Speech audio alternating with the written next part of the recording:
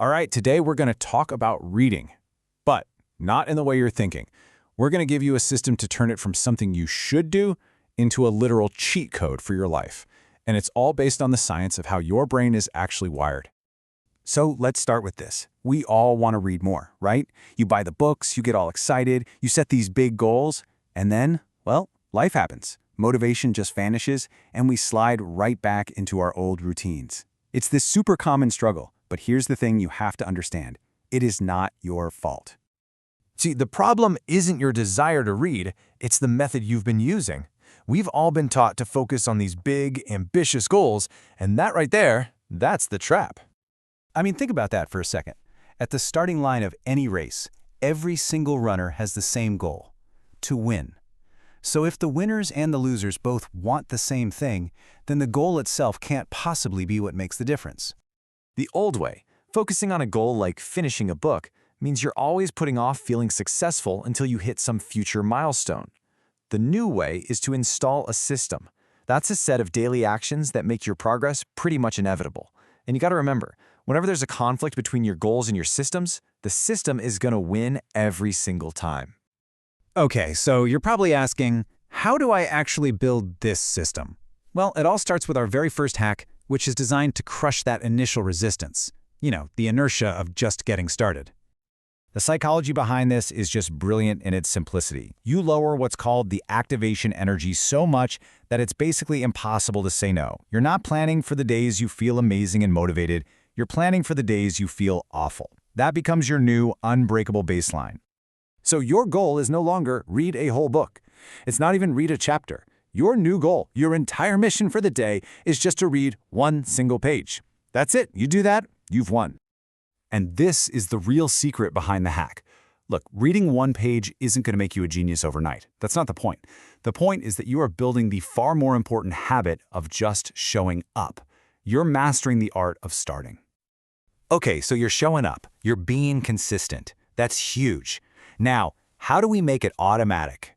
So you don't even have to think about it. That brings us to hack number 2, creating the perfect trigger. The idea here is to basically piggyback. You anchor your new, fragile little reading habit to something powerful you already do on autopilot, like brewing your morning coffee or brushing your teeth at night.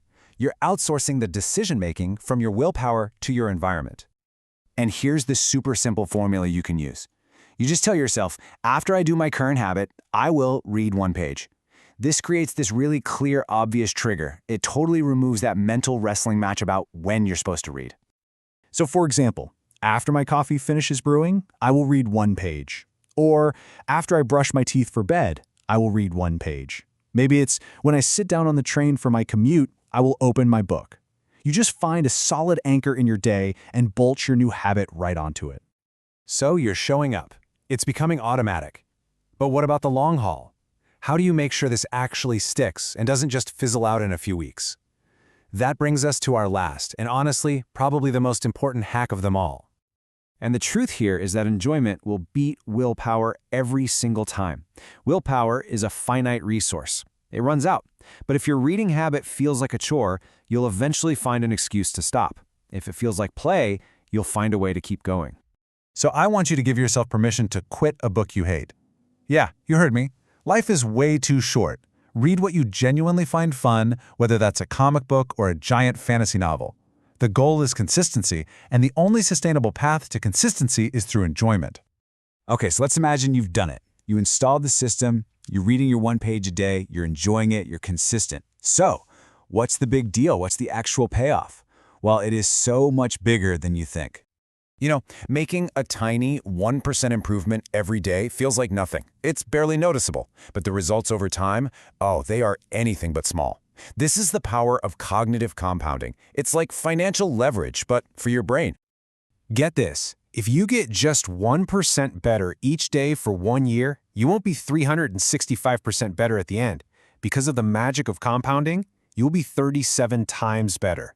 Let that sink in for a second. 37 times. And this visual just drives the point home perfectly. Time is going to magnify whatever you feed it. Good habits make time your best friend. Bad habits make it your worst enemy. That tiny daily choice feels completely insignificant, but over time, it leads to a radically different destination. And that's the ultimate mindset shift. You have to reframe reading. It is not a chore you have to finish. It's a system for installing continuous upgrades to your thinking. Every single page you read becomes this hidden asset, this software update that you can use for the rest of your life. And that's really the final piece of the puzzle. This isn't about some 30-day challenge that you finish and then you're done. This is about building an identity. It's about becoming the kind of person who reads, who learns, and who grows every single day as a way of life.